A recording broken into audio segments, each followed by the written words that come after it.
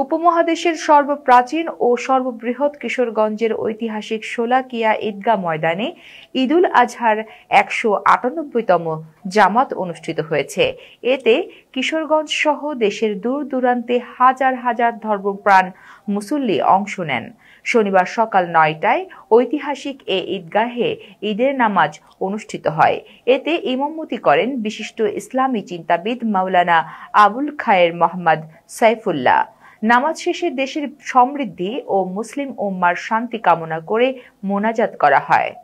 কিশোরগঞ্জের শহরের উপকণ্ঠে নরসুন্দা নদীর উত্তর পার্শ্বের বিস্তীর্ণ তীর জুড়ে অবস্থিত ঐতিহাসিক শোলাকিয়া ঈদগাহ ময়দান ২০০ বছর আগে ইসলামের বাণী প্রচারে সুদূর ইয়েমেনের থেকে আসা শোলাকিয়া জমিদার বাড়ির পূর্বপুরুষ সুফি সৈয়দ আহমেদের হাতে ঐতিহাসিক শোলাকিয়া ঈদগাহ ময়দানে গোড়াপত্তন ঘটে।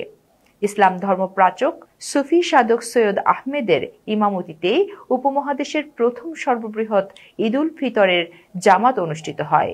সেবার ওই জামাতের কাতার গণনায় ১.৫ লাখ মুসল্লির উপস্থিতির কথা জানা যায়।